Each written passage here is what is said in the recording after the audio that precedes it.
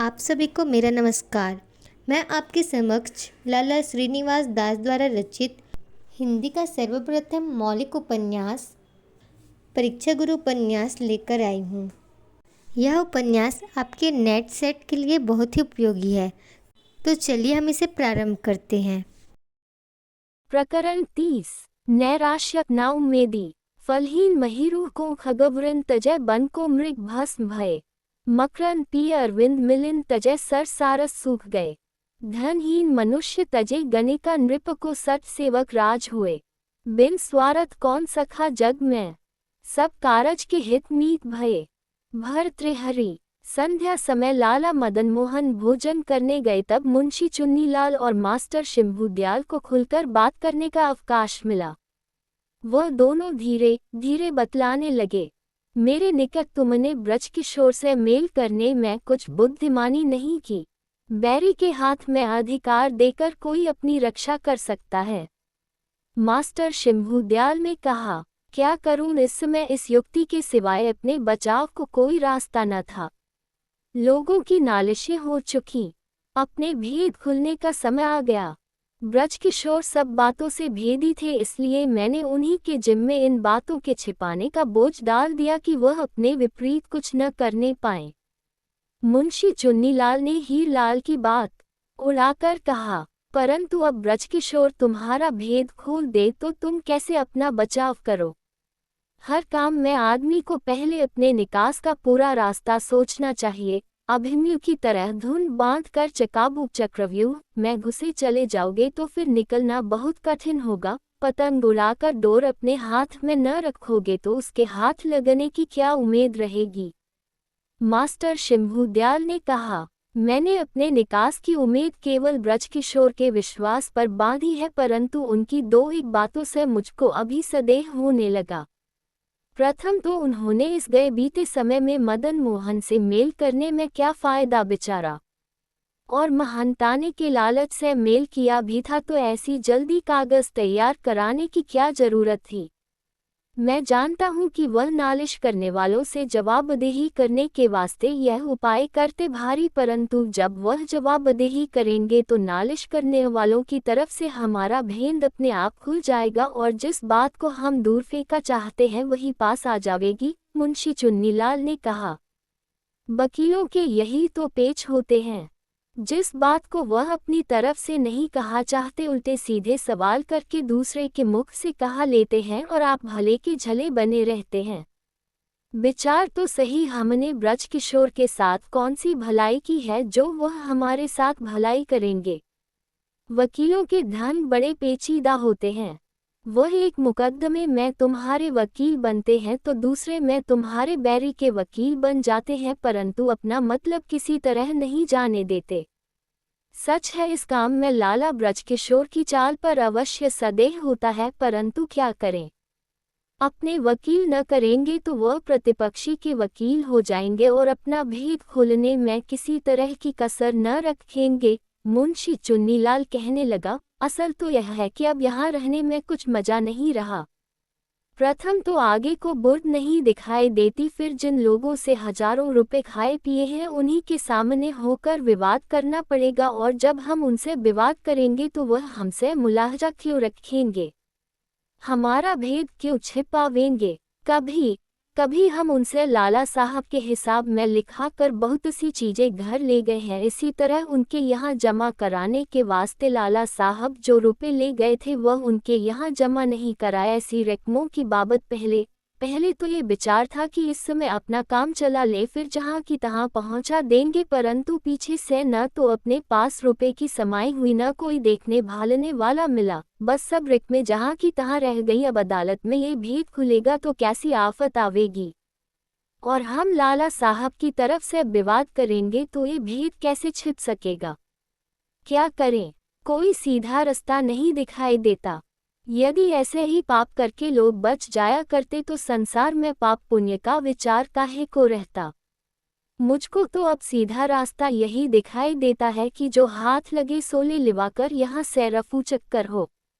ब्रज किशोर तुम्हारे भाग्य से इस समय आ फंसा है, इसके सिर मुफ्त का छप्पर रख कर अलग हो बैठो, मास्टर शंभूदयाल कहने लगा, जिस तरह अलिफलिला में अबुल हसन और शमसुल निहार के परस्पर प्रेम बेबस हुए पीछे बखेड़ा उठने की सूरत मालूम हुई, तब उनका मध्यस्थ इब्न ताया उनको छिटका कर अलग हो बैठा और एक जौहरी ने मुफ्त में वह आफत अपने सिर लेकर अपने आप को जंजाल में फंसा दिया। इसी तरह इस समय तुम्हारी और ब्रज किशोर की दशा है। ब्रज किशोर को काम सौंप कर तुम इस समय अलग हो जाओ तो सब बदनामी का ठिकरा ब्रज किशोर के सिर फूटेगा और दूध मलाई चखने वाले तुम रहोगे। ये तो बड़े मजे की बात है। ब्रज किशोर पर तो हम ये बोझ डालेंगे कि तुम्हारे लिए हम अलग होते हैं, पीछे से हमारा भेद न खुलने पाए। लेनदारों से यह कहेंगे कि तुम्हारे वास्ते लाला साहब से हमारी तकरार हो गई, उन्होंने हमारा कहा नहीं माना, अब तुम भी कहीं हमको धोखा न देना। मुंशी चुन्नीलाल ने कहा, आज तो दोनों में बड़ी घुट घुट कर बातें हो रही हैं। लाला मदन मोहन में आते ही कहा, तुम्हारी सलाह कभी पूरी नहीं होती, न जाने कौन से किले लेने का विचार किया करते हो। जी हुजूर, कुछ नहीं, मिस्टर रसल के मामले की चर्चा थी, उसकी जायदाद की नीलामी की तारीख में केवल 2 दिन बाकी है, परंतु अब तक रुपए का कुछ बंदोबस्त नहीं हुआ। मुंशी चुन्नीलाल ने तत्काल बात पलट कर कहा, इस बिना बिचारी आफत का हाल किसको मालूम था। तुम उन्हें लिख दो कि जिस तरह हो सके थोड़े दिन की मोहलत ले लें, हम उसके भीतर रुपए का प्रबंध अवश्य कर देंगे। लाला मदन मोहन ने कहा, मोहलत पहले कई बार ले चुके हैं, इससे अब मिलनी कठिन है, परंतु इस स्वयं कुछ गहना गिरवी रखकर रुपए का प्रबंध कर दिया जाए तो उसकी जायदाद बनी रहे और धीरे धीरे रुपया चुकाकर गहना भी छुड़ा लिया जाए। मास्टर शंभूदयाल में जाते जाते सिप्पा लगाने की युक्ति की। उसका मनोर्थ था कि यह रकम हाथ लग जाए तो किसी लेनदार को देकर भली भांति लाभ उठाएं, अथवा मदन मोहन मांगने योग्य न रहे तो सबकी सब रकम आप ही प्रसाद कर जाएं, अथवा किसी के यहाँ गिरवी भी धरे तो लेनदारों को कुर्की कराने के लिए उसका पता बताकर उनसे भली भांति हाथ रंगे, अथवा माल अपने नीचे दबे पीछे और किसी युक्ति से भरपूर फायदे की सूरत निकालें। परंतु मदन मोहन के सौभाग्य से इस समय लाला ब्रज किशोर आ पहुँचे, इसलिए उसकी कुछ दाल न गली। क्या है, किस काम के लिए गहना चाहते हो?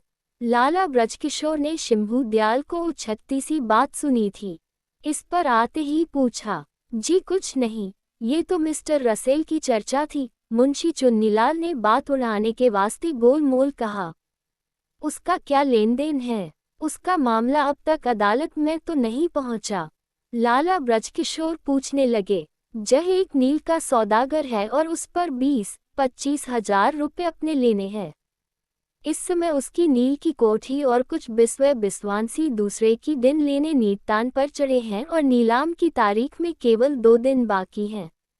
नीलामी में पीछे अपने ने रुपए पटने की कोई सूरत नहीं मालूम होती, इसलिए ये लोग कहते थे कि गहना गिरवी रखकर उसका कर्ज चुका दो, परंतु इतना बंदोबस्त तो इस स्वयं किसी तरह नहीं हो सकता। लाला मदन मोहन ने लजाते हुए कहा, अभी आपको अपने कर्जे का प्रबंध करना है और यह मामला केवल मोहलत लेने से कुछ दिन टल सकता है।